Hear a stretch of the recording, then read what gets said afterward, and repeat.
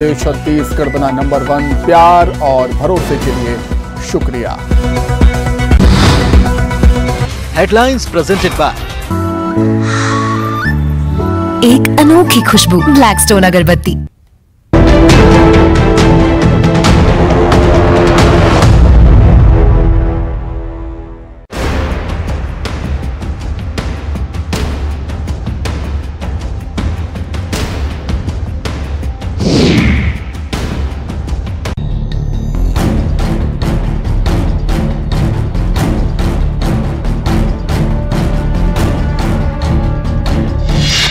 पद मिला भूले प्यार,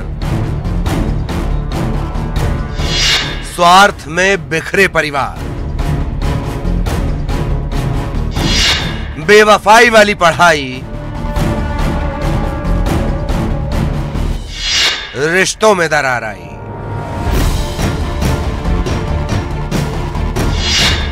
ज्योति ने आलोक को ठगा, ममता को कमरू की दगा।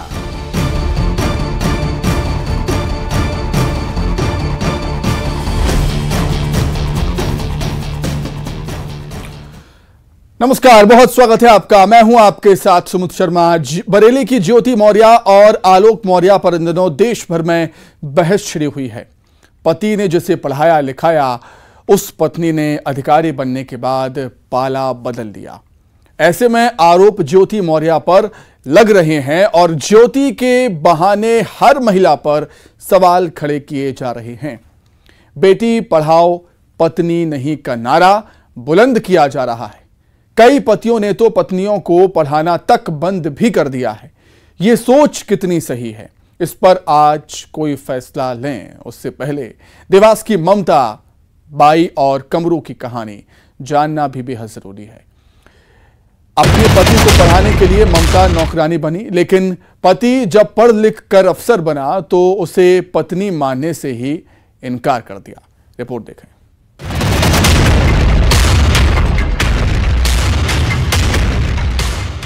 जिस पत्नी को पढ़ा लिखाकर एसडीएम बनाया, अधिकारी बनने के बाद उसने नाता ही तोड़ दिया। यूपी के ज्योति मौर्य आलोक मौर्य की इस कहानी की चर्चा पूरे देश में है। जब आलोक मौर्य ने अपनी दास्तान सुनाई तो उसके आंसुओं पर पूरा देश पिघल गया। कई पतियों ने तो अपनी पत्नियों को पढ़ाना तक बंद कर दिया। ज्योति मौर्य को बेवफा बताकर सभी महिलाओं को शक की नजर से देखा जा रहा है। अगर आप भी ऐसी सोच रखते हैं तो जरा इस महिला को सुनिए। पीएससी की तैयारी कर रहे थे जी। मैंने लोगों के घर काम करा, झाड़ू पोछा करा, बस तक की कंडक्टरी तक करी। कहाँ पे करी? ये इंदौर में। इंदौर में। हाँ। ये मामला भी बिल्कुल ज्योति आलोक जैसा ही है, बस फर्क इतना है कि पति की जगह पत्नी के साथ हुई है बेवफाई। यूपी के आलोक की तरह देवास की ममता बाई को मिला है धोखा। पीएससी की तैयारी कर रहे थे जी। मैंने लोगों के घर काम करा, झाड़ू पोछा करा, बस तक की कंडक्टरी तक करी। कहाँ पे करी? ये इंदौर में। इंदौर में। हाँ। ममता बाई ने पति को पढ़ाने के लिए घरों में नौकरानी तक का काम किया। पत्नी के सहयोग से पति कमरू सेल्स टैक्स अधिकारी बना, लेकिन अफसर बनते ही वो पत्नी को भूल गया। बागली इलाके में रहने वाली ममता बाई के मुताबिक पहले पति की मौत के बाद अलीराजपुर के जोबट में रहने वाले कमरू से उसकी नजदीकी बढ़ी। वो 3 साल तक लिव इन रिलेशनशिप में रहे। इस दौरान कमरू इंदौर में रहकर पीएससी की तैयारी कर रहा था। कमरू की आर्थिक स्थिति बेहद कमजोर थी। ममता बाई का कहना है कि उसने अपने पैसों से कमरू को पढ़ाया। वो बताती हैं कि इसके लिए घर घर नौकरी और बस में कंडक्टरी भी की। अपने बच्चे तक को छोड़ दिया, लेकिन जैसे ही कमरू का सिलेक्शन पीएससी में हुआ, उसकी नीयत बदल गई और उसने ममता को पत्नी मानने से ही इनकार कर दिया। दूसरी शादी भी कर ली। शुरू से यानी कि रतलाम का बताऊं कि शुरू से पढ़ाया लिखाया वहाँ। मेरी धार में हुई थी जी। हाँ। आपने लव मैरिज करा था? जी सर। हाँ।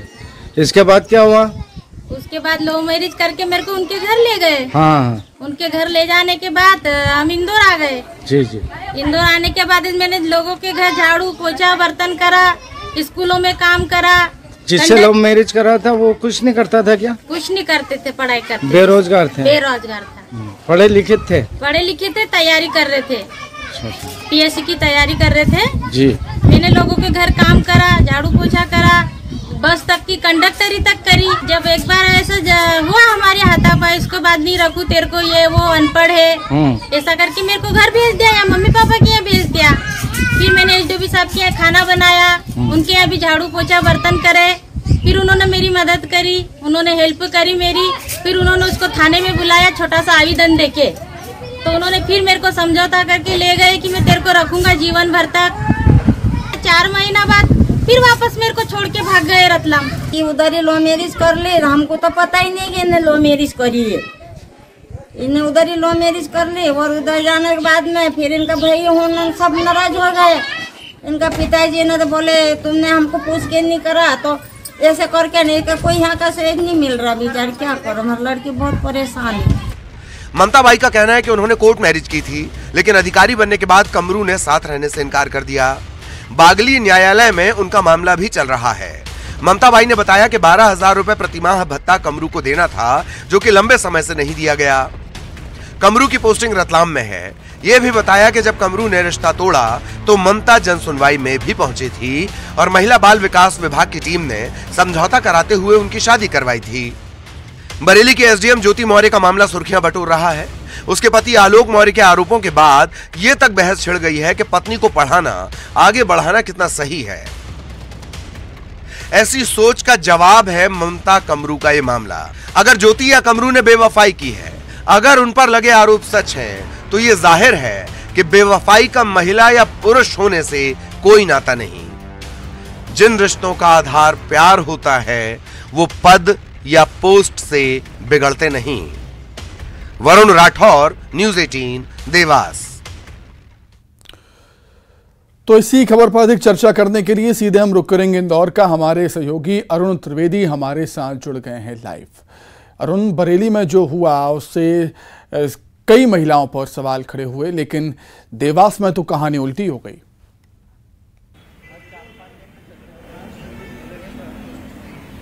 बिल्कुल, देखिए जिस तरह से ज्योति मौर्य की कहानी आई सामने और बेवफाई की बात सामने आई, उसके बाद से कई पतियों ने अपनी पत्नियों की पढ़ाई तक छुड़वा दी। लेकिन ये मामला पति की बेवफाई का सामने आ गया, जो देवास का है। इसमें कमरू और ममता की शादी 2015 में हुई, लव मैरिज उसने की, और तो कमरू की इच्छा थी कि वो अधिकारी बने, इसलिए वो लोग इंदौर आ गए। और इंदौर में उसकी पत्नी ममता ने घर घर जाकर बर्तन धोए, झाड़ू पोछा किया और कई दुकानों में भी काम किया और पूरी मेहनत से पैसा कमाया। और कमरू से कहा कि आप पढ़ाई करो, मैं पैसे का इंतजाम करूंगी। उसके नोट्स, उसकी किताबें, सबका इंतजाम ममता ने किया। लेकिन जब कमरू कमर्शियल टैक्स ऑफिसर बन गया और रतलाम में उसकी पोस्टिंग हो गई, तब उसने ममता से कहा कि आप मायके चले जाओ। जब वो मायके चली गई तो उसने दूसरी शादी कर ली। तो इसमें बेवफाई कमरू ने की। और जब 12,000 भरण पोषण भत्ता कोर्ट ने तय किया तो वो भी उसने देने से मना कर दिया और कई महीनों से वो भी नहीं दिया। अब ये मामला सुर्खियों में आ गया, क्योंकि ज्योति मौर्य का जो मामला था, उसके बाद इस तरह के कई मामले देश भर में सामने आ रहे हैं। और ये देवास का मामला है, जिसमें ये बेवफाई का मामला पति की ओर से आया है कि पति ने इसमें बेवफाई की है। लेकिन ये सब चीज़ें जो हैं, वो जिस तरह से गिरते हुए संस्कार हैं, समाज में जो गिरते हुए मूल्य हैं, उनकी कमी है। और यही वजह है कि इस तरह के मामले सामने आ रहे हैं। क्योंकि जिस तरह समाज का जो एक विचार, सामाजिक जो ढांचा है या परिवार का एक ढांचा है, पारिवारिक संस्था जो होती है, उसमें किस तरह से पति पत्नी रहते हैं और जो पूरी बुनियाद है प्रेम पर, पूरी पति पत्नी के बीच जो पूरी घर की बुनियाद है वो टिकी रहती है। लेकिन जिस तरह के मामले सामने आ रहे हैं, उससे कहीं ना कहीं अब इस पर भी लोगों का विश्वास उठने लगा है कि प्रेम कब तक सच्चा रहता है और कब ये जो पैसा आता है या जो पद जब लोगों के पास आ जाता है तो बेवफाई में बदल जाता है। तो ये तमाम जो हैं ये कहानियां अब देश भर में सामने आ रही हैं और इसी से जोड़कर ये देवास का मामला भी देखा जा रहा है। जी ठीक है अरुण, बहुत शुक्रिया आपका जुड़ने के लिए, तमाम चर्चा के लिए आपका बहुत धन्यवाद। आगे बढ़ते हैं। देश के कई हिस्सों में तेज बारिश से हालात बेकाबू हो गए। आफत की बारिश से कई जानें जा चुकी हैं तो कई लोग फंस गए हैं। खंडवा और सिवनी के कुछ लोग कुल्लू मनाली के लैंडस्लाइड में फंस गए। खंडवा के योगेश जोशी अपने दोस्तों के साथ फंस गए हैं। परिजन ने सांसद और विधायक से मदद की गुहार लगाई है। तो वहीं सिवनी जिले के 4 लोग भी मनाली में फंसे हुए हैं। ये सभी लोग मनाली घूमने के लिए गए थे।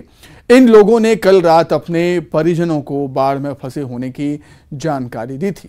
आज सुबह 4 बजे से इन लोगों से कोई संपर्क नहीं हो पा रहा। अब परिजन चिंतित हैं।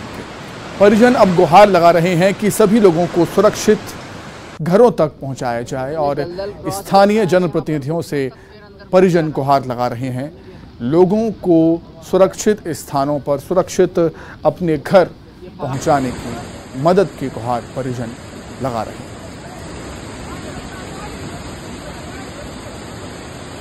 तो कुल्लू मनाली में इस समय बड़ी संख्या में सैलानी घूमने के लिए गए हैं, लेकिन वहां पर मौसम खराब है। काफ़ी ज़्यादा लैंडस्लाइड होने से कई पर्यटक फंसे हुए हैं। कुल्लू मनाली के लैंडस्लाइड में खंडवा के युवक योगेश जोशी और वीरेंद्र चंदेल फंस गए। ये युवा कुल्लू के श्रीखंड महादेव के दर्शन करने के लिए गए थे, तभी अचानक से मौसम बिगड़ गया, लैंडस्लाइड के हालात बन गए और ये युवा फंस गए। इन्होंने खंडवा के सांसद, विधायक और सरकार से रेस्क्यू की अपील की है। उन्होंने कहा कि कुल्लू मनाली में लैंडस्लाइड से हालात खराब हैं, हमें यहां से निकाला जाए। ये मामला सामने आने के बाद खंडवा के विधायक देवेंद्र वर्मा ने कहा है कि हमारे मुख्यमंत्री संवेदनशील हैं, हम इन्हें भी सुरक्षित लाने की पूरी कोशिश करेंगे।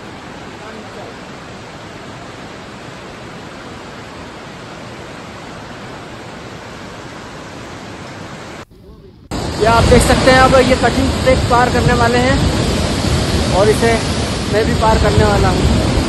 जय भोले, जय भोले, जय भोले, जय भोलेनाथ, हर हर शंभो, हर हर महादेव, जय भोलेनाथ, जय भोले, जय भोले, जय भोले। हमारे प्रदेश के यशस्वी मुख्यमंत्री संवेदनशील हैं और इस प्रकार की किसी भी प्रकार की आपदा आई है, चाहे उत्तराखंड हो, चाहे पूर्व में अभी मणिपुर हो, इस प्रकार की कोई भी सूचना होगी तो मध्य प्रदेश सरकार ऐसे प्रत्येक व्यक्ति के साथ खड़ी है और जो भी हर संभव मदद होगी हमारी सरकार द्वारा और हमारे द्वारा की जाएगी। मनाली में जारी जल प्रलय और बाढ़ में सिवनी के 4 लोग फंसे होने की जानकारी सामने आ रही है। मनाली में फंसे 4 लोगों, 2 कपल हैं जिसमें से दोनों कपल घूमने के लिए मनाली गए हुए थे। मनाली गए सभी ने अपने परिजनों को बाढ़ में फंसे होने की जानकारी दी और आज सुबह से चारों से संपर्क नहीं हो पा रहा। परिजनों ने मध्य प्रदेश और हिमाचल सरकार से सभी को सुरक्षित घर तक पहुंचाने की अपील की है। कि मध्य प्रदेश सरकार और हिमाचल प्रदेश की सरकार हमारे छोटे भाई और उनके साथ जो 3 लोग फंसे हुए हैं, टोटल मिला के 4 लोग, उनको सुरक्षित घर तक पहुंचा दें। सरकार के ऋणी होंगे क्योंकि हमारा परिवार पूरा। तो इसी पर चर्चा करने के लिए खंडवा से और सिवनी से हमारे 2 सहयोगी जुड़ गए हैं। खंडवा से हैं अमित जायसवाल और सिवनी से अजहर खान हमारे साथ जुड़े हुए हैं। अमित, सबसे पहले आपके पास आ रहा हूं मैं। खंडवा के जो कुछ लोग कुल्लू मनाली में फंसे हुए हैं और सरकार कह रही है कि उनको सुरक्षित हम घर वापस लाएंगे, सरकार की तरफ से कोई अभी जानकारी या अभी अपडेट दिया गया है कि क्या कोशिशें हो रही हैं उनको घर वापस लाने के लिए? अमित,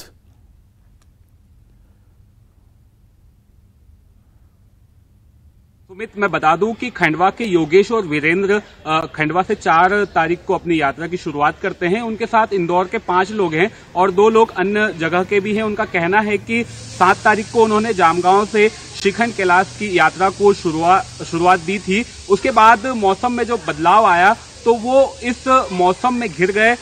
योगेश से हमारी बात हुई, उसने कहा कि ऐसा लग रहा था कि मानो शिव तांडव कर रहे हों।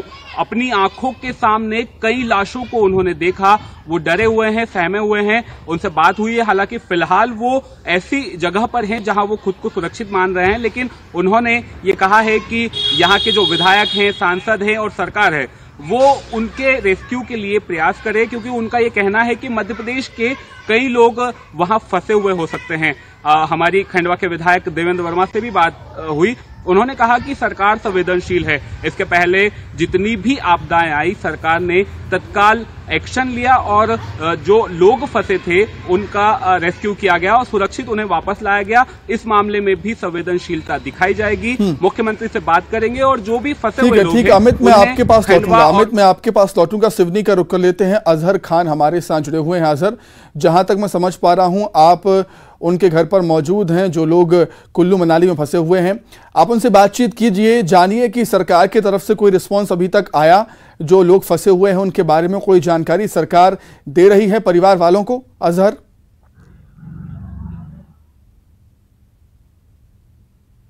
जी बिल्कुल सुमित जी, मैं अभी उसी परिवार के बीच में मौजूद हूं और उनके परिवार से उनके बड़े भाई मौजूद हैं। इन परिवार के करीब 4 लोग मनाली में जो जल प्रलय है उसमें फंसे हुए हैं। इनसे जो जानकारी मिली है उनके जो परिवनजन है उन्हीं से जानने की कोशिश करते हैं। संतोष जी, आपने संपर्क करने की कोशिश किया है, क्या हुआ, क्या जानकारी है आपके पास? हाँ सर, मैंने संपर्क करने की कोशिश किया था, तो कल रात में बात हुई थी सर, और उसके बाद आज सुबह 8:30 बजे उसके बाद संपर्क नहीं हो पा रहा है उनसे। तब उन्होंने कहा था कि सुबह 8:30 बजे कि अभी हम the royal ground hotel Manali में रुके हुए हैं और दोनों तरफ की रोड बह गई है और जो बाढ़ है वो कटाव करते हुए होटल की तरफ में बढ़ रही है। तो हो सकता है कि हमें जल्दी से जल्दी इस होटल को छोड़कर पहाड़ी की ओर चढ़ना पड़ेगा। आपने कहाँ तक शिकायत की, कहीं मतलब मदद मांगने की कहाँ कोशिश की? सर, हमने रात में MP सरकार 181 को भी फोन लगाकर शिकायत दर्ज कराई, फिर हिमाचल प्रदेश की सरकार 1170, 1177 पर भी शिकायत दर्ज कराई।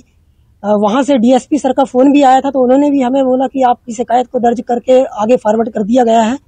और बाकी अब आखिरी रास्ता सर, हमें सरकार के ऊपर विश्वास है, MP सरकार और हिमाचल प्रदेश की सरकार की, वो हमें बताए कि हमारे 4, मेरा छोटा भाई और उनके साथ के जो 4 लोग हैं वो कहाँ किस हालत में हैं पता नहीं है हमें। यदि वो हमें अवगत करा दे तो पूरी उम्मीद है कि सरकार संवेदनशीलता दिखाते हुए कुल्लू मनाली में फंसे हुए सभी लोगों को अपने घर सुरक्षित पहुंचाए। बहुत शुक्रिया अजहर आपका, और अमित आपका भी बहुत धन्यवाद जुड़ने के लिए। इसी के साथ ही इवनिंग एजेंडा में फिलहाल इतना ही। नमस्कार। देश के सबसे बड़े मीडिया नेटवर्क का सबसे बड़ा सर्वे, 25 राज्यों में 20 अलग अलग भाषाओं में किया सर्वे, 884 रिपोर्टर से ली 8035 महिलाओं की राय। भारत में मुस्लिम महिलाओं का सबसे बड़ा सर्वे, ऐसा सर्वे जिसका नतीजा पूरा देश जानना चाहता है। देश का mega UCC survey.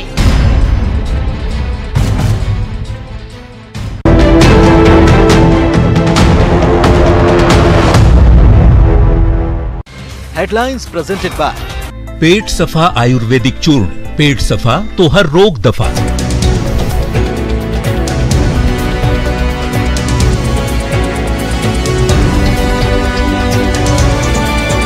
Headlines presented by Pet Safa आयुर्वेदिक चूर्ण, पेट सफा तो हर रोग दफा।